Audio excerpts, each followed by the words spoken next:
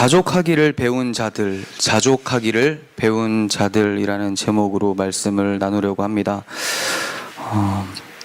자족하기를 배운 자들이면 누굴까요? 모든 그리스도인이 되겠죠. 그리스도인들은 자족, 스스로 만족하게 여기는 것을 배웠다.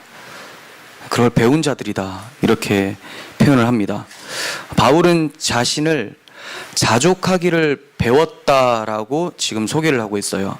배웠다. 스승의 입장에서는 자신의 가르침을 들은 사람을 제자라고 하는 것이 아니라 자신의 가르침을 배운 자를 가리켜서 제자다라고 해요. 들은 것과 배운 것에는 차이가 있습니다. 앞에 먹음직스러운 그리고 영양식이 있어요. 그것을 단순히 먹는 것과 그리고 먹어서 소화시켜서 영양분을 공급받는 것은 차이가 있죠. 그냥 먹는 행위와 먹어서 소화시키고 영양분을 공급받는 것은 다릅니다. 왜냐하면 먹었다고 해서 다 소화가 되는 건 아니고 다 영양분이 흘러가는 건 아니죠. 배탈이 나서 다 쏟아낼 수도 있고 또 몸의 기능이 저하가 돼서 영양분을 섭취를 못할 수가 있죠.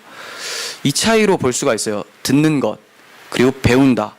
듣는 것은 그냥 단순히 귀로 들어가긴 하지만 배운다라는 것은 우리 가슴 가운데 남게 된다는 것을 말씀을 하는 겁니다. 배우다라는 단어, 만타노라는 단어는 습관이 되다 그리고 마음을 어떤 것으로 향하게 하다라는 뜻을 가지고 있어요. 습관이 되다, 마음을 어떤 것으로 향하게 하다. 두 가지를 합쳐놓으면 그런 거죠. 습관이 되어서 외적인 행위가 나타나게 되고 마음이 그리로 향하게 된다라는 것은 마음까지도 그 행동에 맞게 움직인다라는 거예요. 그러니까 마음과 행동이 같이 움직인다라는 거죠. 이게 배운 자들의 특징이라는 거예요. 배웠으면 마음으로부터 출발돼서 밖으로 행위가 나타난다. 이렇게 표현을 하고 있는 거죠. 들은 사람은 많을 수 있지만 배운 사람을 찾기가 쉽지 않은 현실이에요. 이것은 바울 당시에도 그랬고 예수님의 공생의 기간 동안에도 그러한 모습들이 많이 발견이 됐었습니다. 주님은 가르치셨지만 그 가르침을 마음에 새기고 그러한 주님의 뜻대로 산 사람은 공생의 기간에 발견하기 어려웠어요. 바울의 목회 현장 속에서도 사도들의 전도 현장 속에서도 듣기만 한 자들이 상당수였다라는 것을 알게 돼요. 배운 자들이 좀처럼 나타나지가 않아요. 듣기만 한 자들은 어떤 자들이 있었는가? 예를 들어 보면 데마라는 사람이 있어요. 그 사람은 바울이 이렇게 소개를 합니다. 데마는 세상이 좋아서 세상을 사랑해서 믿음을 버렸다. 나를 떠나갔다라고 하죠. 자신을 떠나갔다라는 것은 자신이 가진 그 그리스도의 십자가 복음에 대한 믿음을 떠났다라고 표현을 할 수가 있는 거죠. 뭐 때문에? 세상이 좋아서. 그러니까 그 사람은 데마는 바울의 복음을 배운 것이 아니라 듣긴 들었다는 거예요. 근데 가슴으로 내려오진 않았다는 거죠. 그리고 마술사 시몬이라는 사람이 있습니다. 이 사람에 대해서는 상당히 많이 진보된 느낌으로 표현을 하고 있어요. 말씀을 듣고 믿었다라고 표현을 하고 있기 때문에 그래요. 사도행전 8장 12절 보겠습니다. 빌립이 하나님의 나라와 및 예수 그리스도의 이름에 관하여 전도함을 그들이 믿고, 사람들이 막 믿게 됐어요. 남녀가 다 세례를 받으니 시몬도 믿고라고 해요. 시몬도 믿었어요. 세례 받은 후에 전심으로 빌립을 따라다니며, 여기서 엄청난 단어가 나오죠. 전심으로 따라다녔대요. 마음을 다해서 따라다닌 게 맞아요. 그 나타나는 표적과 큰 능력을 보고 놀라니라. 그런데 시몬의 믿음이 좀 이상해요. 사도들이 사마리아인들에게 안수를 하니까 성령을 받는 역사가 나타났는데 시몬이 이것을 보고 자신도 그러한 권능을 행할 수 있도록 해달라고 간구를 해요. 이에 베드로가 그의 믿음을 꾸짖습니다. 왜 그러한 능력이 있도록 나에게도 달라고 이렇게 간구를 할까요? 그 능력이 쏠쏠해 보이거든요. 그 능력을 통해서 사람들이 많이 쫓아다니거든요. 그 능력을 행하면 사람들이 자기를 칭송하고 높아진다라는 생각을 이 사람은 가지고 있었고, 이러한 것을 하나님의 은사라고 보지 않고 뭔가 대가를 지불하면 충분히 얻을 수 있는 것으로 보고 있었어요. 베드로는 이것을 꾸짖었던 거예요. 보겠습니다. 사도행전 8장 20절. 베드로가 이르되 내가 하나님의 선물을 돈 주고 살 줄 생각하였으니 내가 은과 함께 망할지어다. 하나님 앞에서 내 마음이 바르지 못하니 이 도에는 내가 관계도 없고 분깃될 것도 없느니라. 즉 이 도는 뭡니까? 십자가의 도, 그리스도의 복음이에요. 이 복음에 네가 관계가 없고 내 목도 없다, 구원이 없다라는 것을 얘기를 하는 것이죠. 그는 하나님의 사역의 의미에는 관심이 없었어요. 성령이 내리신 그 이유나 목적에 대해서는 관심이 없고 그 외적인 행위에 대해서 눈이 쏠려 있었던 것이죠. 그 행위를 행함으로써 자신이 높아지려고 했던 것을 베드로가 지적을 하고 나선 거예요. 시몬이 가진 믿음은 배움이 없이 듣기만 한 믿음이었어요. 듣기만 한 믿음을 일시적인 믿음이라고도 해요. 구원 없는 믿음, 일시적인 믿음. 근데 이 일시적인 믿음이 너무나 위험한 게 뭐냐면 전심을 다해서 따라다녀요.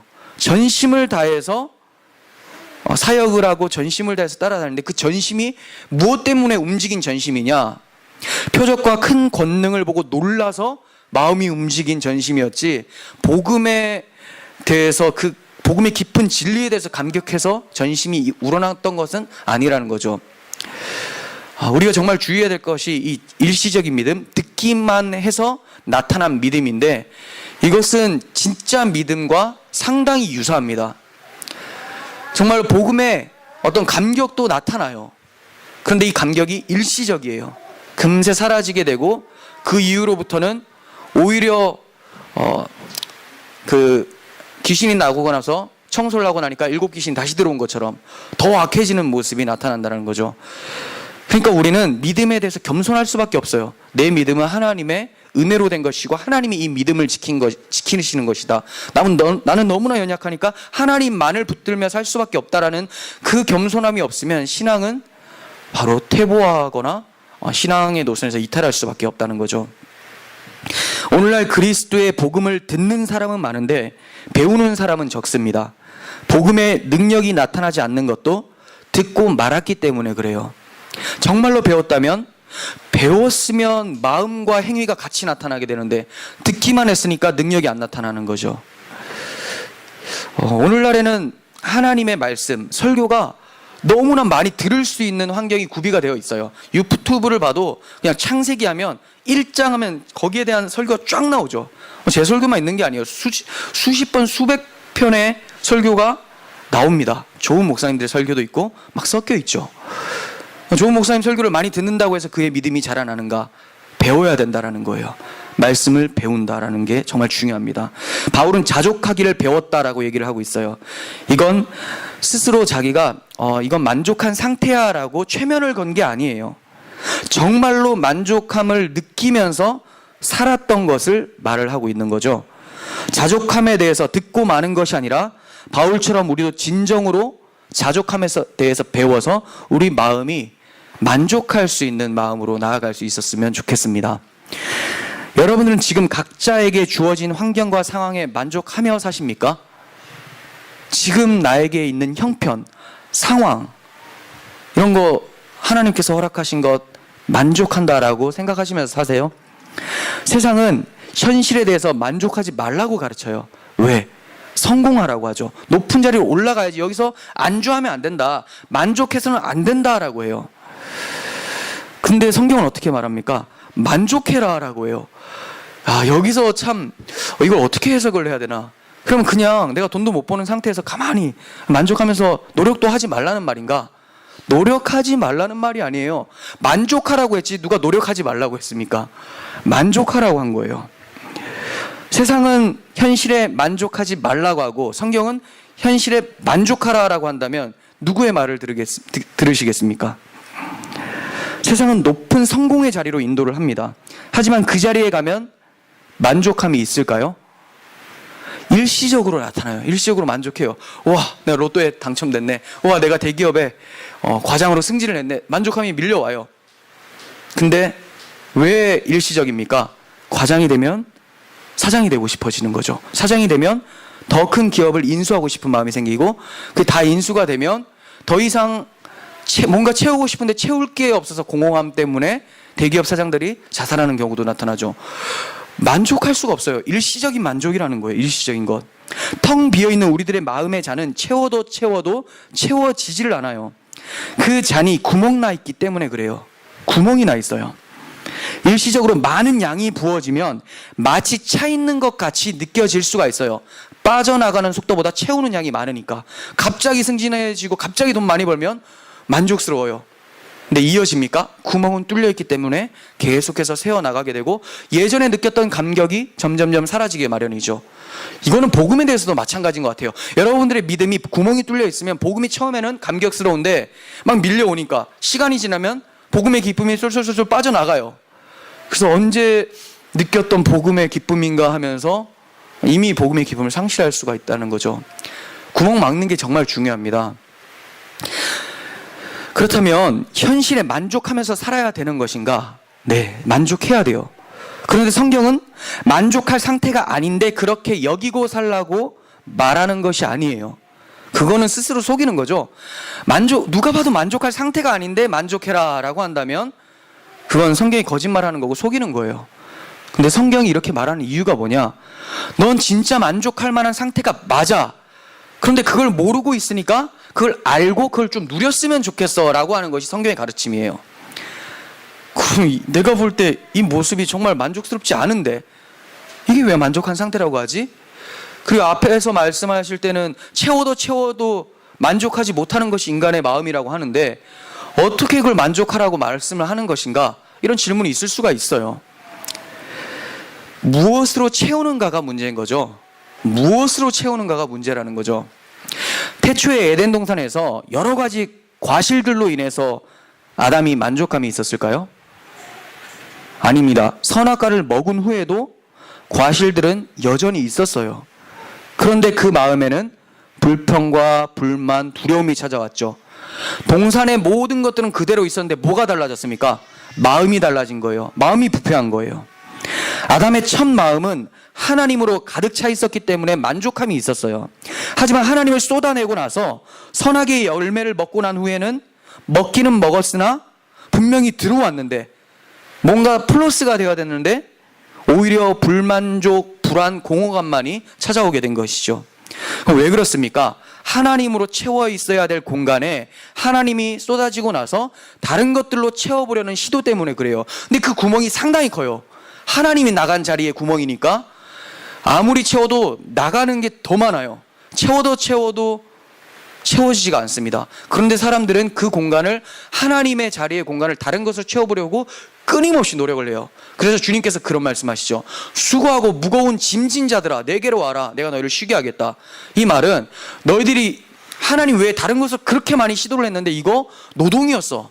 수고하고 무거운 짐이었어. 채워지지도 않는 오르지도 못할 산을 계속 오르려고 하는 거였어. 그런데 내가 쉼을 주겠다. 즉 내가 하나님의 자리를 채워주겠다. 누구로? 자기의 생명으로 채워주시겠다라는 거예요. 그런데 우리는 그 주님의 말씀이 당일갑지가 않습니다. 왜냐하면 내 스스로는 그래도 구멍난 걸 채워볼 수 있을 것 같거든요. 이거는 좀 다른 건데 그 기독교 설교 가운데 달마야 놀자를 언급을 하려니까 좀 그렇긴 한데 그 스님들이 그 큰 항아리가 있었는데 밑에 그 깨져가지고 물이 계속 새는 거였어요. 그래서 물을 채워 넣어라. 이 제자들이 아무리 채워 넣으려고 해도 채워지지가 않는 건 빠져나가니까. 근데 딱 깨달았던 게 하나가 있었죠. 박신양이 건달인데 뭘 깨달았습니까? 그 물이 가득 찬 호수 같은 데 던져버리죠. 그러니까 채워진 거예요. 이거를 물을 퍼다 나누는 게 문제가 아니라 물 안으로 들어가야 되는 게 맞죠. 이건 성경적인 진리와 비슷합니다. 우리가 어디로 들어가야 됩니까? 하나님 안으로 들어가야지 구멍이 메워지는 건데 하나님 밖에서 하나님 비슷한 것을 채워놓으려고 시도를 하면 계속해서 새어나올 수밖에 없다는 거예요. 하나님 외의 것으로 채우게 되면 오히려 채우면 채울수록 더욱 불안해지고 공허감이 찾아오게 마련입니다. 많은 소유물이 있다 하더라도 하나님이 그것을 누릴 수 있는 마음을 주시지 않으면 그 소유물들로 인해서 더욱 근심이 찾아오게 마련이에요. 전도서 6장 2절 세 번역으로 보겠습니다. 하나님이 어떤 사람에게는 부와 재산과 명예를 원하는 대로 다 주시면서도 그것들을 그 사람이 즐기지 못하게 하시고 엉뚱한 사람이 즐기게 하시니 참으로 어처구니가 없는 일이요 통탄한 일이다. 자, 이게 무슨 말일까요? 예를 들면 그래요. 하나님 없이 사는 사람이 있는데 그 사람에게도 하나님이 충분히 부요함을 줄 수 있다는 거예요. 재물을, 돈을, 명예를 주실 수 있다는 거예요. 부자로 만들어 주실 수가 있어요. 하지만 그 많은 재산 때문에 도둑이 들까 근심이 찾아오게 되고 그로 인해서 많은 경비들을 불러 세워요. 근데 이 경비들이 누구냐면 하나님으로 만족하는 경비들이에요. 이제 예를 드는 거예요. 그래서 경비들에게 불안한 이 부자가 돈을 줬는데 이 돈을 받은 경비들은 조그만 돈에도 만족을 하고 있어요. 왜냐하면 돈 때문에 만족한 것이 아니라 하나님 때문에 만족을 하니까. 돈은 분명히 하나님이 누구에게 쏟아줬습니까? 하나님 없는 부자에게 쏟아줬는데 누리는 건 누가 누려요? 하나님이 있는 경비들이 조그만 양에 감격하며 산다라는 것이죠. 비슷한 겁니다. 즉 돈은 부자가 벌지만 그 돈을 즐기는 것은 엉뚱한 사람이 즐긴다는 거예요. 이 말은 많은 소유가 있어도 하나님을 소유하지 못한 상태에는 어떤 것으로도 만족할 수 없다는 것을 말씀하고 있는 겁니다. 무엇에든지 불만족스러워하는 사람은 자신에게 있는 것조차도 누리지를 못합니다. 누리지 못하다 보니 점점 괴로워져요. 누릴 내용들은 참 많이 있어 보이는데 돈도 있죠, 명예도 있죠, 건강도 있죠. 누려야 될 것은 참 많아 보이는데 누리지를 못하니까 아유 저거 있는데 이게 내 안으로 들어오지는 않는구나 하면서 불안해지고 답답해지고 괴로워지는 거죠. 사람들을 괴롭히는 주범은 소유가 얼마나 있는가 하는 외적인 환경 때문에 사람이 괴롭게 되는 게 아니에요. 돈이 있고 없고 때문에 괴로워지는 게 아니라는 거죠. 우리 마음이란 내적 환경이 문제라는 거예요. 배 외부에 있는 바다 물결이 배를 침몰시키는 것이 아니에요. 구멍으로 스며들어온 배 안의 물이 배를 침몰시키는 것이죠. 그 새는 구멍이 없는 배는 오히려 외부의 바다 물결이 어떻게 됩니까? 더 빨리 달릴 수 있는 추진력을 일으켜줘요. 이와 같이 그리스도인이면서도 힘들어하는 이유가 뭐냐? 외부적 환경으로 오는 고생이 아니라 사람들의 불만 가득한 구멍난 마음 때문에 그렇습니다. 여러분들 구멍난 마음으로 인해서 하나님이 새어나가지 않도록 주의하시길 바랍니다. 하나님이 빠져버린 그 자리엔 반드시 침몰시키는 물이 차게 마련이에요. 여러분, 하나님이 여러분들의 만족이 되지 않는다면 여러분들은 반드시 세상을 향해서 나아가게 되고 그 세상에서 주는 것들은 바로 배를 침몰시키는 물이라는 것을 기억하시길 바랍니다. 이렇게 불만 가득한 사람들의 특징은 자기 행위에 관심이 쏠려 있어요. 자기가 하나님을 위해서 한 일은, 그리고 하고 있는 일은 참 많다고 생각을 해요. 반면에 하나님이 나를 위해서 해주신 일은 너무 없다라고 생각을 합니다. 그러니까 당연히 불만스럽겠죠. 나는 뭔가 하나님을 위해서 최선을 다해서 많이 하고 있는데 뭐 화장실 청소, 봉사, 뭐 전도 할 게 너무 많아요. 너무 많이 하고 있는데 하나님은 나를 위해서 하신 것이 없다라고 생각을 하니까 불만이 터져 나오는 거예요. 근데 정말로 성경적인 그리스도인들은 어떻게 생각합니까? 나는 하나님을 위해서 한 것이 정말 하나도 없다. 근데 정말 없을까요? 사람들이 봤을 때 너무 많이 하는 사람이에요. 근데 자기는 인식에 한 게 하나도 없다고 생각하는 거예요. 그리고 반면에 하나님은 나에게 모든 것을 다 주셨다라고 생각하는 거예요. 하나님의 모든 것까지 다 주셨다. 이렇게 생각을 하는 거죠. 그러니까 감격할 수밖에 없고 만족할 수밖에 없는 거죠. 나는 아무것도 안 했는데 하나님이 나를 위해서 이렇게 많이 해주시네. 이렇게 생각하니까. 하나님을 위해서 많은 일을 한다고 생각하시는 분들은 깊이 생각을 해보세요. 뭘 하셨는가? 그리고 그 하신 일이 하나님께 과연 도움이 되는 것인가? 만약에 하나님께 도움이 된다라고 한다면 교리를 모르고 있는 거죠. 하나님은 어떤 분이십니까? 그 자체로 스스로 있는 분, 다른 말로 완전하신 분이라는 거예요.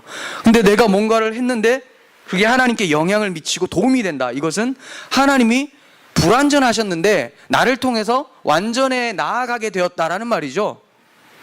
그럼 완전하다는 말은 뭡니까? 어떤 외부적 영향을 조금도 받지 않은 당신 스스로 자체가 완전하다라는 거예요. 그러니까 우리가 뭔가를 해서 하나님께 만족감을 드린다, 이 말 자체가 이 원래는 성립이 되는 말이 아니에요. 우리가 하는 모든 것은 하나님께로부터 왔어요. 하지만 모든 것들은 하나님의 빈틈을 채워드릴 수는 없어요. 왜냐하면 하나님이 빈틈이 없기 때문에 그렇습니다. 하나님으로부터 왔는데 그 온 것이 하나님을 채워드린다, 말이 안 되는 거죠.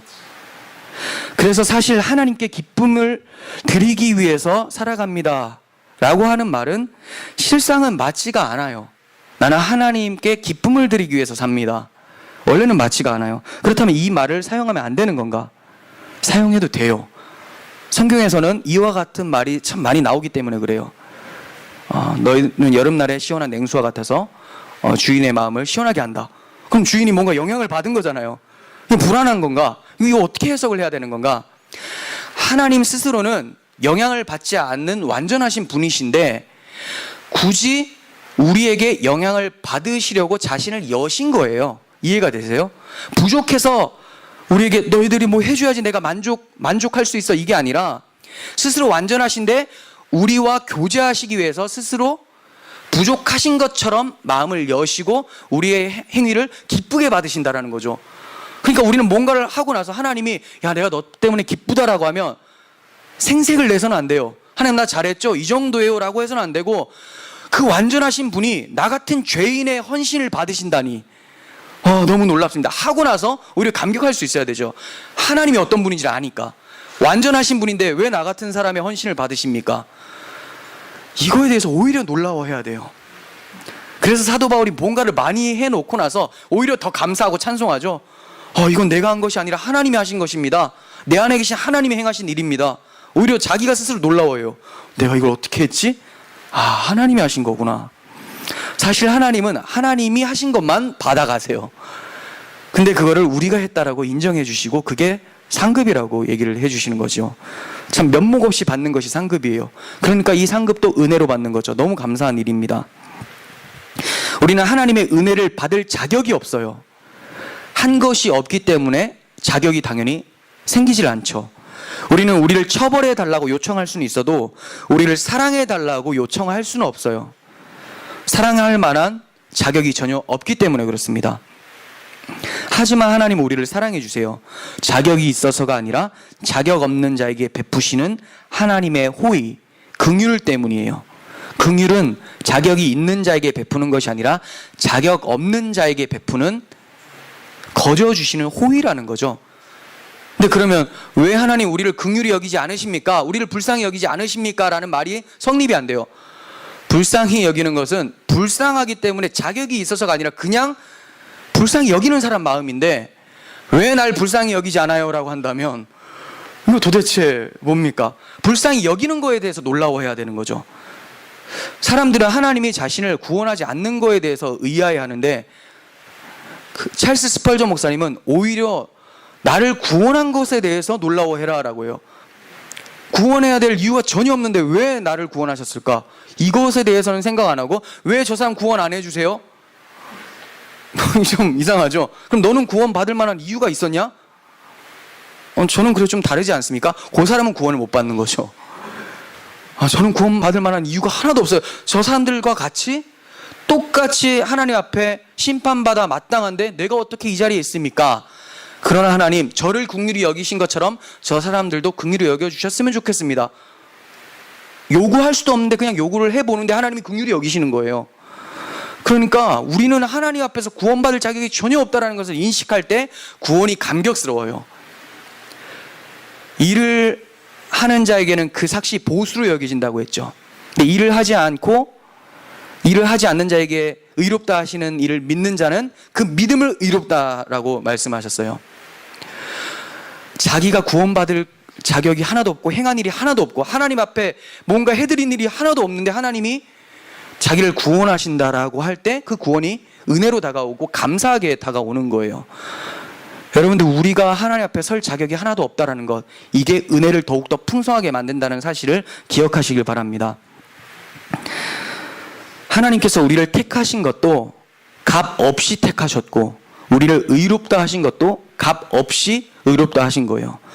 그러므로 구원도 값 없이 주어지게 되는 거죠. 다만 그 값 없다라는 말은 내가 값을 지불하지 않는다라는 것이 값싸다, 가치 없다라는 말이 아닙니다. 나에게 값을 지불받지 않는다라는 거지, 하나님께서는 반드시 값을 지불을 받아내세요. 누구를 통해서? 자기 아들을 통해서라는 거예요. 자기 아들의 생명을 통해서 이미 우리의 죄에 대한 값을 다 지불받으셨고 우리를 의롭다 하시는 거예요. 그러니까 우리 편에서는 거저죠. 그래서 은혜라는 거예요. 구원도 은혜. 그러니 여러분들이 하나님의 아버지로 섬기고 계신다면 불평을 할 수가 없는 거죠. 우리는 아무것도 하지 않았지만 하나님은 자기의 모든 것을 우리에게 주셨기 때문에 그렇습니다. 그 모든 것이 무엇입니까? 하나님의 모든 것 되시는 아들 예수님이라는 거예요. 예수님을 우리에게 내어주셨다면, 그 예수님 자기의 모든 것까지 내어주셨다면 하나님이 빵 한 조각 때문에 고민하시겠습니까? 우리가 먹을 거 없어가지고 굶주릴 때 하나님께서 이거 아까운데 쟤한테 줄까? 이렇게 생각하시겠어요? 아니요. 하나님이 필요하다고 생각하는 것은 그냥 주세요. 아무것도 아니에요. 빵이 귀합니까? 예수가 귀합니까? 자기 아들이 훨씬 귀하죠. 근데 자기 아들 아낌없이 내어주셨어요. 근데 빵 하나 아끼실까요? 그렇지 않다는 거예요. 그런데도 불구하고 하나님이 아끼시는 것처럼 느끼는 건 뭘까요? 내가 생각할 땐 이게 필요하다고 생각이 되니까. 근데 하나님 아껴서가 아니라 필요 없기 때문에 안 주는 거예요. 그러니까 우리는 기준을 하나님께로 둬야 돼요. 내가 지금 궁핍하다. 이게 하나님이 주신 최상의 조건이구나. 내가 너무 부유하다? 그럼 이 부유함을 통해서 하나님이 뭔가를 말씀하시려고 하는구나. 현실에 만족하라는 거죠.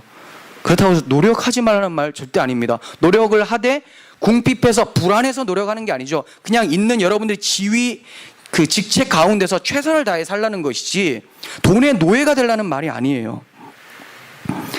하나님께서 우리에게 필요한 양은 꼭 채워주세요. 그게 우리에게 필요한 양입니다. 채워주시는 양이 필요한 양이에요. 하나님을 모르면 불평과 불만이 생겨나기에 마련입니다. 여호와를 아십시오. 힘써 여호와를 아십시오. 그리고 그 하나님을 통해서 여러분 자신을 아십시오. 그렇다면 우리 입술엔 찬송이 있게 될 거예요. 불만 가득한 사람들은 하나님의 선하심에 대해서 마음으로 인정하지 않고 완전하신 그분의 선하신 계획을 신뢰하지를 않습니다. 하나님이 선하신 것도 인정하지 않고 하나님의 계획도 신뢰를 하잖아요. 결국 성경에서 유명한 말씀을 인정하지 않는다는 건데 그게 뭡니까? 로마서 8장 28절이에요. 우리가 알거니와, 자, 우리라는 것은 기독교인들이라는 거예요. 사도 바울이 얘기를 하죠. 우리, 예수의 피값으로 산 우리는 안다. 뭘? 하나님을 사랑하는 자, 곧 그의 뜻대로 부르심을 입은 자들에게는, 즉 성도들에게는 모든 것이 합력하여 선을 이룬다. 근데 이게 안 믿어지니까 하나님의 선하심을 의심을 하게 되고 하나님이 지금 고난을 통해서도 선을 이루어 가신다는 계획까지도 의심을 하는 거죠. 그러니까 불평, 불만이 있게 되는 거예요. 이들의 입에는 불평이 있고 목소리는 짜증이 섞여 있고 얼굴에는 울상이 가득하죠. 근데 기독교인은 그렇지가 않아요.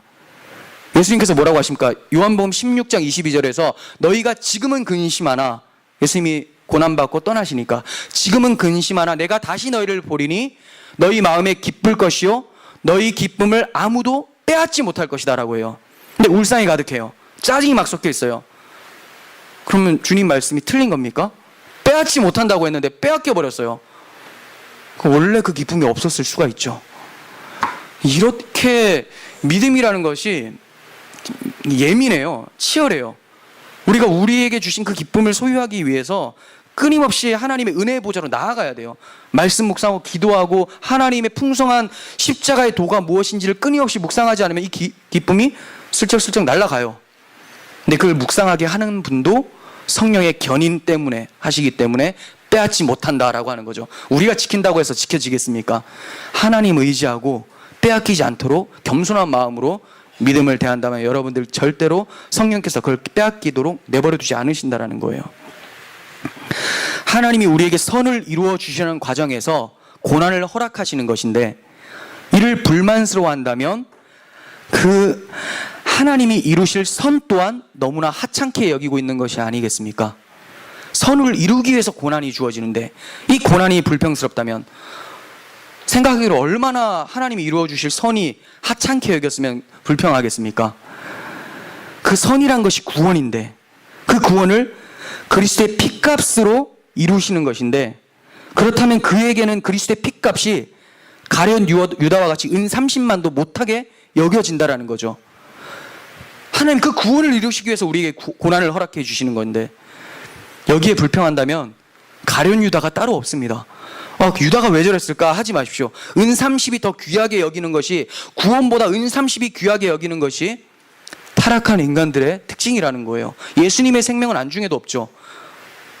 은30으로 김밥 한 줄 사 먹는 것이 더 좋다라고 생각하는 것이, 성령께서 하나님의 깊은 것까지 통달하게 허락을 안 하셨으니까. 육적 눈으로 보면 보이지 않는 예수가 보이겠습니까? 눈에 보이는 은30이 보이겠습니까? 은30이 보이는 거예요. 하나님이 이루시려는 것이 구원이 아니라 우리 통장의 목돈이라면 고난의 과정에서 불만을 품으실까요?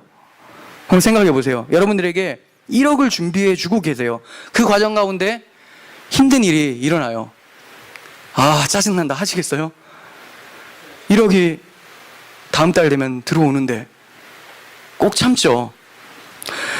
하나님이 돈자루를 여러분들에게 던져주시는데, 돈자루를 던져주실 때 그 돈자루가 머리를 스치고 지나서 머리가 좀 까졌어요. 이렇게 훅 까졌습니다. 불만 토로하시겠습니까? 돈자루 다시 던져버릴 것 같아요? 머리 다시 심으면 되죠. 그 돈자루로 가지고. 이런 고난은 잘도 받는데, 예수를 주시기 위해서, 구원을 주시기 위한 고난을 받을 때는 그렇게 짜증을 내요. 그래서 제가 은30과 같다라고 한 거죠. 다른 유다와 같은 거예요. 돈다발보다 훨씬 못해요. 하나님께서는 우리의 머리뿐만이 아니라 온몸이 상하게 고난을 허락하실 수가 있어요. 하지만 이것은 우리에게 영광에 중한 것을 주시기 위한 과정일 뿐입니다.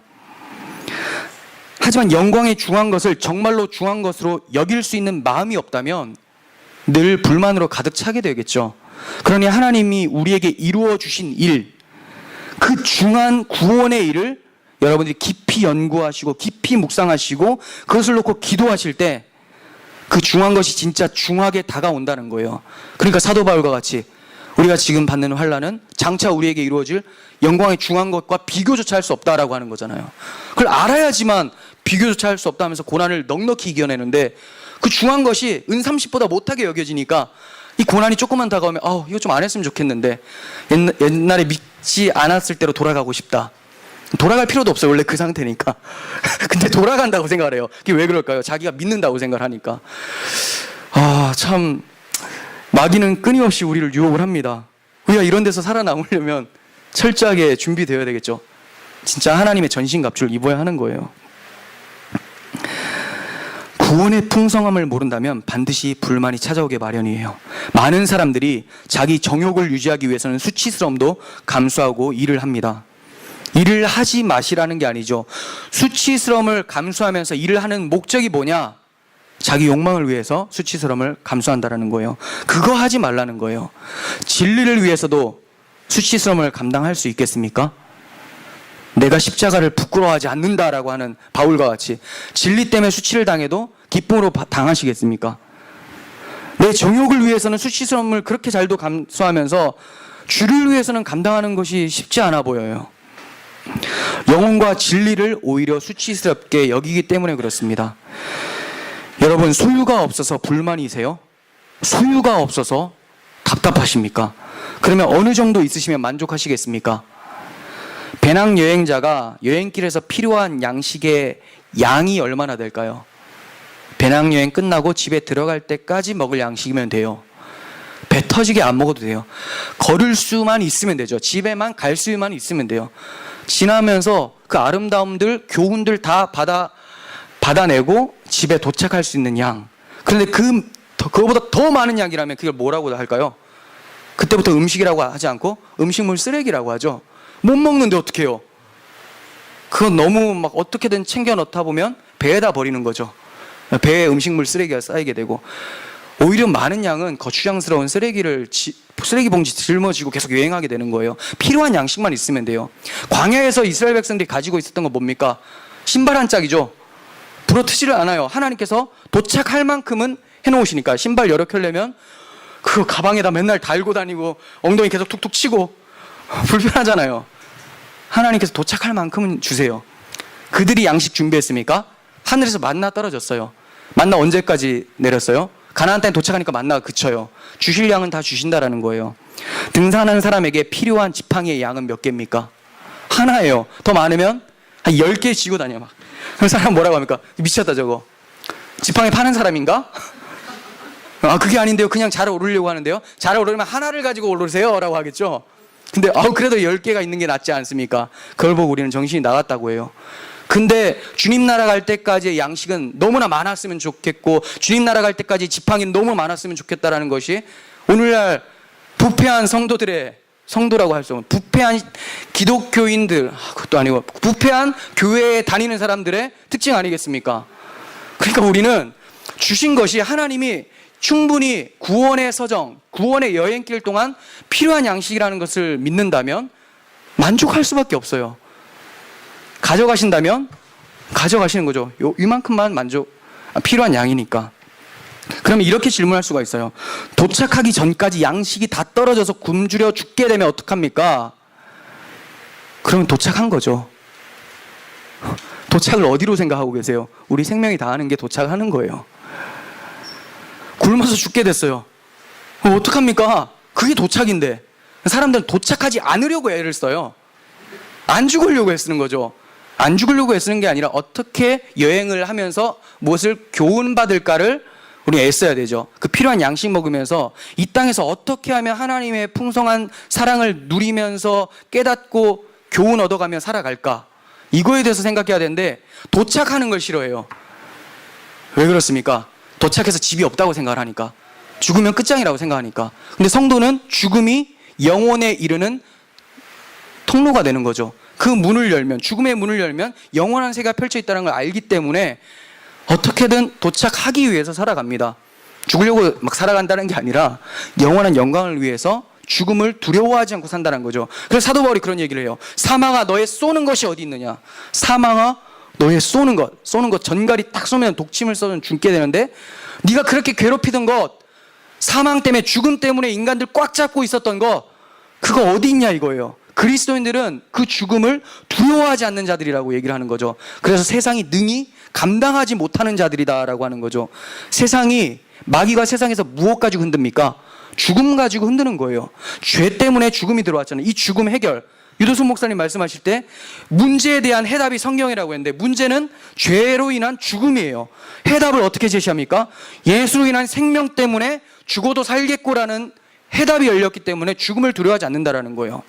한평생 죽음 때문에 종노릇해서 두려움 가운데 사는 자들을 예수께서 풀어 놓아주시려고 오셨다라고 성경은 얘기하고 있어요. 우리가 예수의 생명을 가지고 영생을 바라보고 있다면 우리는 도착 지점을 두려워할 것이 아니라 도착 지점을 바라보면서 여행을 즐겁게 하게 된다는 거예요. 하나님께서는 여행길을 마칠 때까지 필요한 양식을 우리에게 채워주십니다. 우리에게 정말로 필요한 것은 양식이 아니라 그건 하나님이 채워주시는 거고, 우리가 간절히 구해야 될 것은 뭡니까? 하나님으로 충만한 것이에요. 하나님으로 충만되기를 원한다. 다윗은 이렇게 고백을 해요. 시편 16편 5절. 주님이야말로 내가 받을 유산의 몫입니다. 주님께서는 나에게 필요한 모든 복을 내려주십니다. 나의 미래는 주님이 책임지십니다. 줄로 재어서 나에게 주신 그 땅은 기름진 곳입니다. 참으로 나는 빛나는 유산을 물려받았습니다. 다윗에게는 빛나는 유산이 뭡니까? 하나님이었어요. 하나님이 자신의 유산의 몫이고 하나님이 자신의 미래고, 필요한 복은 하나님께로부터 온다고 생각을 하고 있어요. 그러니까 그렇게 하나님이 빛나는 유산이기 때문에, 하나님이 기름진 곳이기 때문에 자기의 환경이 어떻든 간에 이곳이 빛나는 유산이고 이곳이 기름진 곳입니다, 이렇게 고백을 하는 거죠. 다윗이 기름진 곳을 다녔습니까? 자기 아들 압살롬한테 쫓기는 삶이 그게 기름진 삶이에요? 근데 다윗이 그 쫓길 때 가장 은혜로운 찬송 시편이 막 나오죠. 왜 그렇습니까? 내가 형편은 너무나 세상 사람들 볼 땐 최악의 저주받은 자의 모습과 같은데 내 마음이 하나님 때문에 가득 차 있으니, 기쁨이 있으니 이곳이 그 어디나 하늘나라입니다라고 고백을 하는 거잖아요. 그러니까 우리에게 필요한 것은 빵이 아니라 우리에게 생명 양식, 생명의 빵이신 예수 그리스도, 하나님의 생명인 거예요. 하나님을 참 복으로 여기는 사람들은 내가 병들어 누워있던지 쫓기고 있든지 감옥에 있든지 내가 줄로 재어주신 곳이 하나님 아니기에 만족합니다라는 고백을 하게 됩니다. 바울도 이 본문의 고백을 할 때가 감옥 안이었어요. 자기가 칭송을 받고 궁전에 살 때가 아니라 감옥 속에서 자족하기를 배웠다라고 하는 거예요. 훈련한 것에 대해서 감사하고 만족한다고 하지 않고 옥에 있지만 만족한다고 말을 하고 있습니다. 이러한 만족감이 여러분들 부럽지 않습니까? 어떤 환경 가운데서 만족하는 것.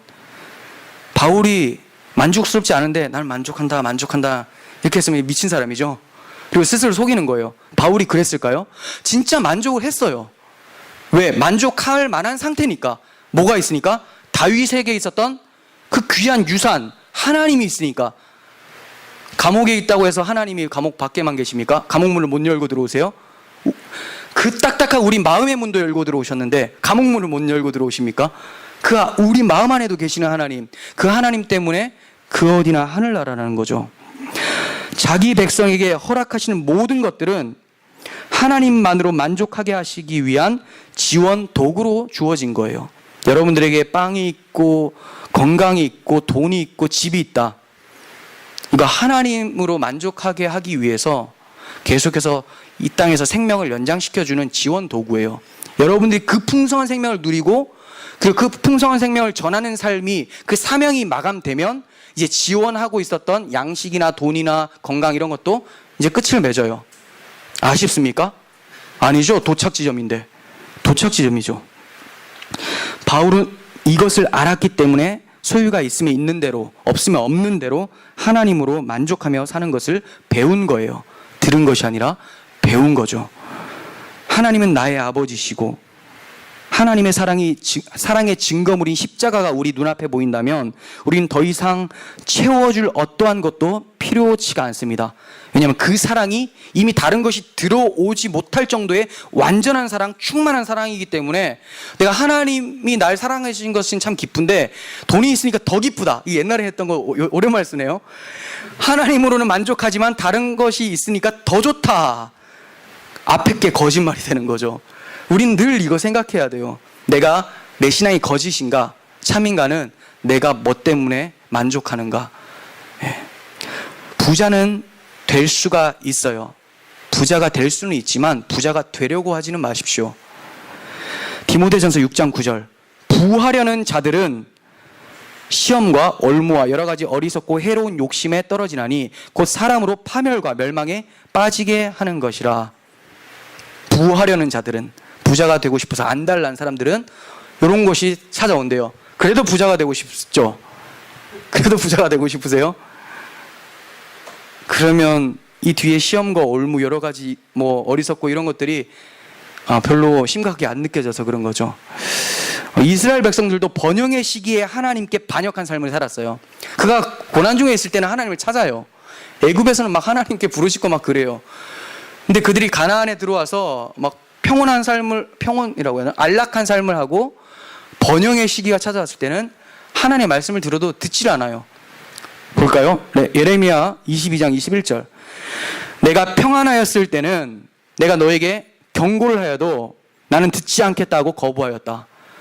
너 그러다가 큰일 난다라고 했더니 몰라 왜? 지금 등 따시고 배부르니까 나 몰라 한 거예요. 그러다가 어떻게 됩니까? 바벨론 포로로 팔려가게 되죠. 하나님이 그 은혜예요. 은혜. 가만히 두면 그 상태로 그냥 욕망에 치닫게 돼서 가나안 땅에서 우상숭배 섬기고 그대로 가다가 다 심판을 맞이하게 될 텐데 하나님 바벨론을 완전히 팔아버린 게 아니죠. 바벨론으로 보냈다가 70년이 차고 나서 되돌아오게 하겠다. 이게 하나님의 마음. 어제 한 게 그대로 나오죠.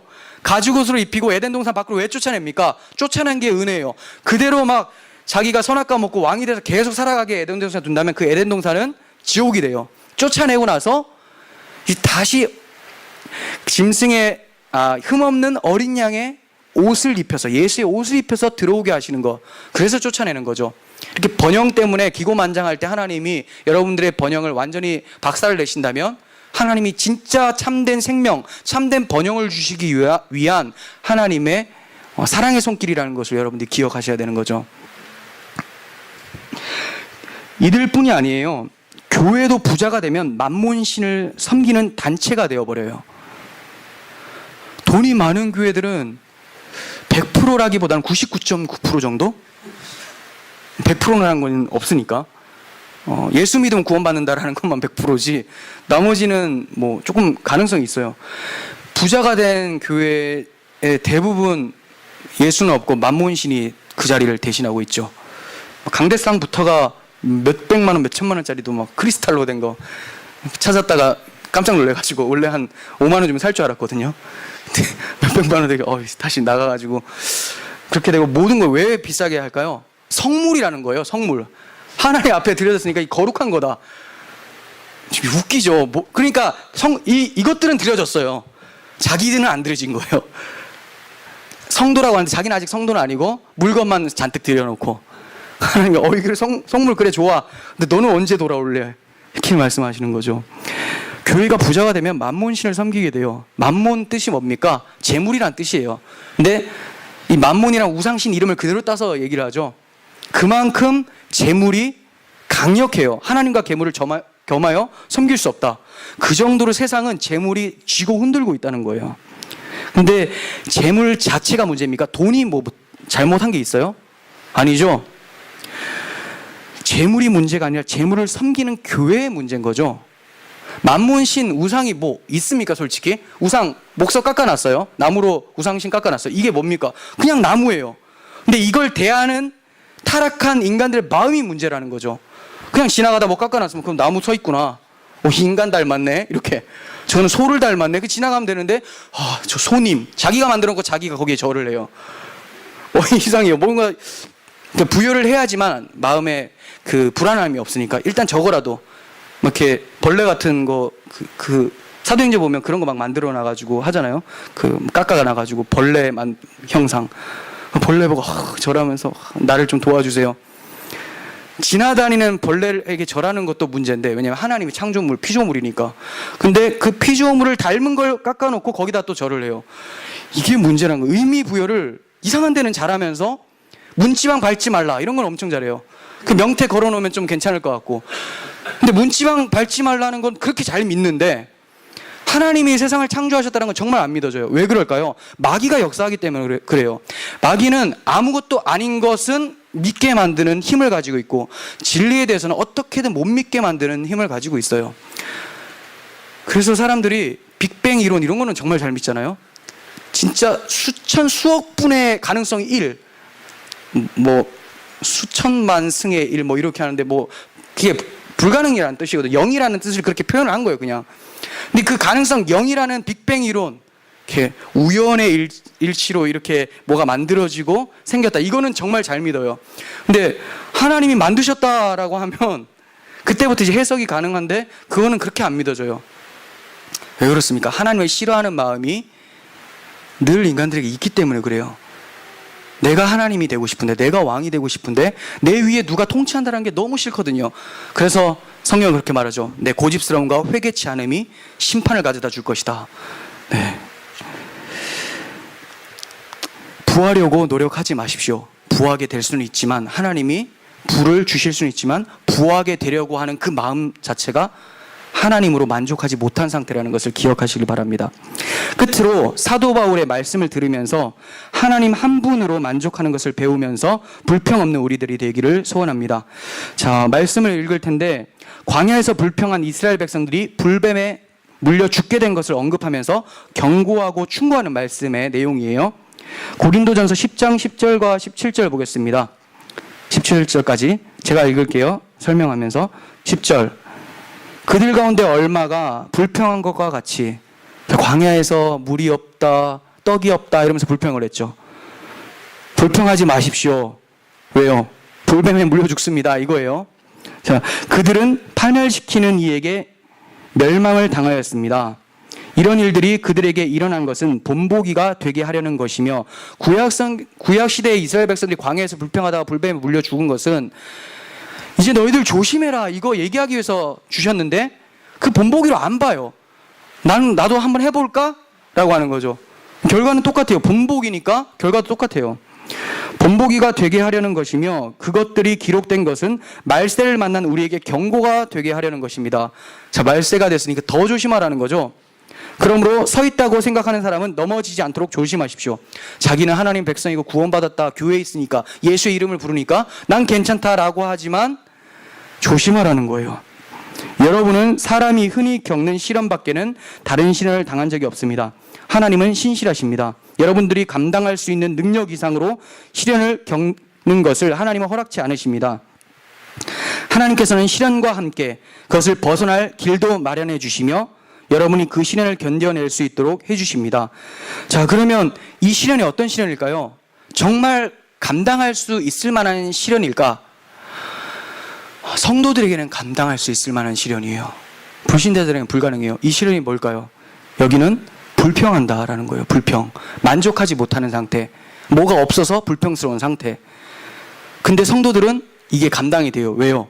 감당할 만한 벗어날 길을 마련해 주셨다라고 하죠. 그게 뭡니까? 만족할 만한 무언가를 주셨다라는 거예요. 그게 뭡니까? 예수의 생명, 하나님의 생명이잖아요.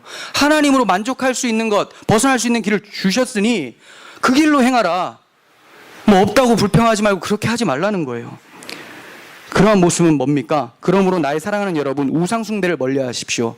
네, 하나님이 아니라 재물을 겸하여 섬기기 때문에 그렇습니다.